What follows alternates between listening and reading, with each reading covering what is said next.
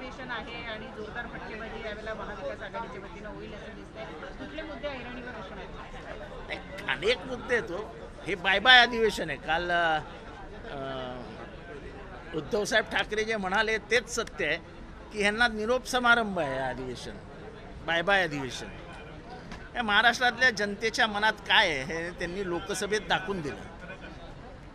महागाई, बेरोजगारी, शेतकऱ्यांचे हाल, महाराष्ट्रातली कायदा आणि सुव्यवस्था, रस्त्यामध्ये लोक रॉडनी मारत आहेत, पोरशेनी उडवत आहेत, पोरशेनी उडवल्यानंतर रातोरात फोन जात आहेत, ज्यांनी मर्डर केला आहे त्याला फोन करून सोडवलं जात आहे. म्हणजे कायदा आणि सुव्यवस्थेचं बार 12 वाजवलेत. भ्रष्टाचार 40% कमी यायला तयारच नाही. आणि प्रत्येक मंत्र्यांनी आपापल्या केबिनच्या बाहेर बाजूला दलाल कक्ष उघडला आहे. तो दलाल सगळं डिलिंग करतो, 40%ची फाईल क्लिअर करतो आणि 40% क्लिअर झाले की फाईल मंत्र्याकडे जाते. हे 40% सरकार झालं आहे. आणि त्यातनं मनुवाद. ह्यांचे शिक्षण मंत्री स्वतः म्हणतात की आम्ही 4 चांगले श्लोक पाठ्यपुस्तक घेतो आणि मनुस्मृतीतले चांगले श्लोक घेणं हे का वाईट आहे का? असं कोण म्हणालं? असं शिक्षण मंत्री म्हणाले. आणि सगळ्या पेपरला त्याचं कटिंग आहे. आता मनुस्मृती यांना चांगली वाटायला लागली असेल तर आमच्या भगिनी या वासनांध, हे कामुक, त्यांना वाचण्याशिवाय काही सुचतच नाही. आपल्या आईबद्दल असं बोललेलं कोणाला तरी आवडेल का? या पुस्तकाने चातुर्वर्ण आणलं. ह्या पुस्तकाने क्षुद्र कोण ठरवलं? आणि त्या क्षुद्रांचे अनेक शतकं, अनेक युग हाल झाली. ते क्षुद्र हे पुस्तक मान्य करतील का? आणि ज्या बाबासाहेबांनी हे पुस्तक जाळलं आणि सांगितलं की मनुस्मृतीने समाजाचं वाटोळं केलं, या देशात चातुर्वर्ण्याचा जन्म हा मनुस्मृतीने घातला, त्यांनी ते जाळून टाकलं आणि संविधान आणलं. मनुस्मृती हे संविधानाला चॅलेंज आहे.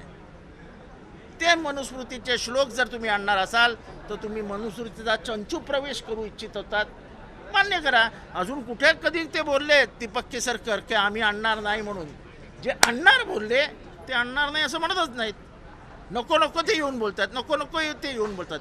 तुम्ही विषय दिला महाराष्ट्राला, संविधान घालवणार हे तुमचे लोकसभेचे उमेदवार बोलायला लागले, तेव्हा आम्ही बोलायला लागलो. नंतर मग प्रधानमंत्र्यांनी सांगितलं आम्ही बोललोच नव्हतो. अहो तुमचे 42 जण बोलून गेले ना संविधान बदलणार म्हणून, तेव्हाच तर ते जनतेपर्यंत पोहोचलं. आवडसाहेब, एकीकडे तुम्ही सांगता आहात की महाविकास आघाडी एकसंघ राहील, परंतु दुसरीकडे संजय राऊत यांनी मात्र आज एक नवीनच सुतवाच केलाय. विधानसभा निवडणुकीमध्ये जोपर्यंत मुख्यमंत्री पदासाठी कुणाचा एक चेहरा पुढे येत नाही तोपर्यंत प्रचार करणं आणि जिंकून येणं कठीण आहे असं ते म्हणतात. ठीक आहे, ते वरच्या लेवलचे आहेत. संजय राऊत, उद्धव ठाकरे, जयंत पाटील, शरद पवार. आम्ही आपल्या टी व्ही समोर खेळत असतो, ते पक्षाच्या पॉलिसीज वगैरे असतो त्याच्यावर बोलत असतो. ते सीट शेअरिंग, मुख्यमंत्री वगैरे. मी काय मुख्यमंत्र्यांच्या स्पर्धेत नाही आहे. मी कशाला उगाच तो डोक्याला ताप करून घेऊ?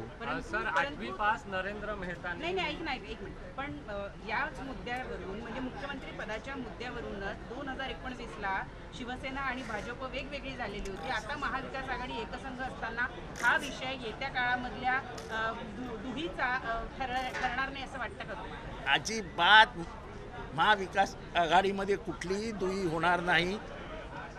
जे काही प्रश्न आहे ते सामोपचाराने सोडवले जातील.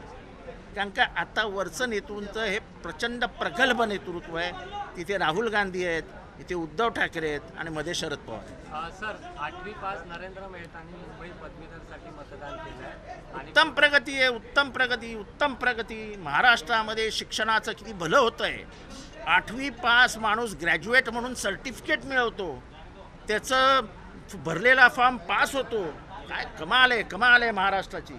शेतकऱ्यांच्या विम्यावरून सरकारने खूप गाजावाजा केला होता. मात्र एक वास्तव समोर आलंय, शेतकऱ्यांच्या खात्यात फक्त 70 रुपये आणि 100 रुपये जावं विम्याच्या. अहो 70 रुपये आले ना, 70 रुपये काय कमी आहेत काय सरकारकडनं येणं? अहो 70 रुपये.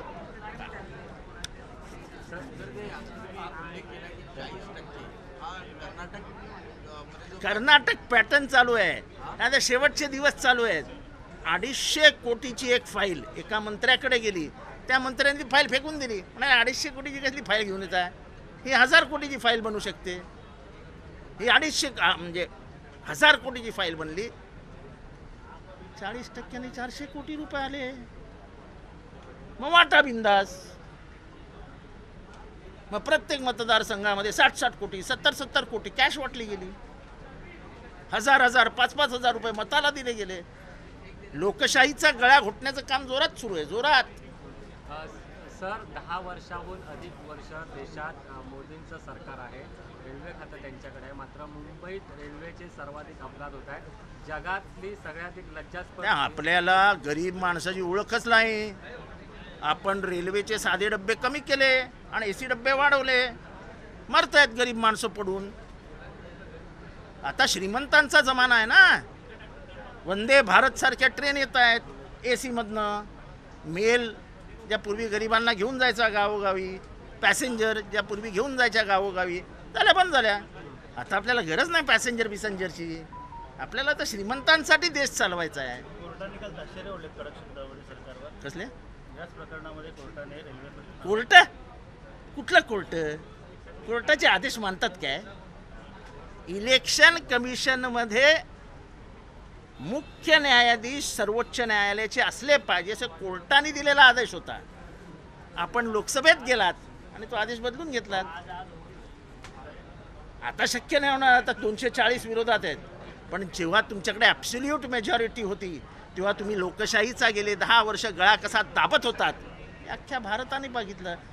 पार्लमेंटमध्ये उभे राहणारे प्रश्न हे काय जितेंद्र आव्हाडचे, पवारसाहेबांच्या घरचे, राहुल गांधींच्या घरचे नसतात. तो जनतेचा आवाज होता.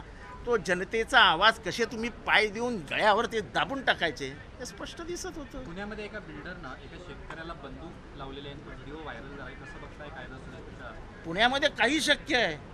जर पोर्शे कारमधनं उडवलेल्या माणसासाठी फोन जातात, रात्रभर मंत्री जागे राहतात, आमदार जागा राहतो, आमदार पार पोलीस स्टेशनला जातो. पुण्यामध्ये सगळं शक्य आहे, सगळं.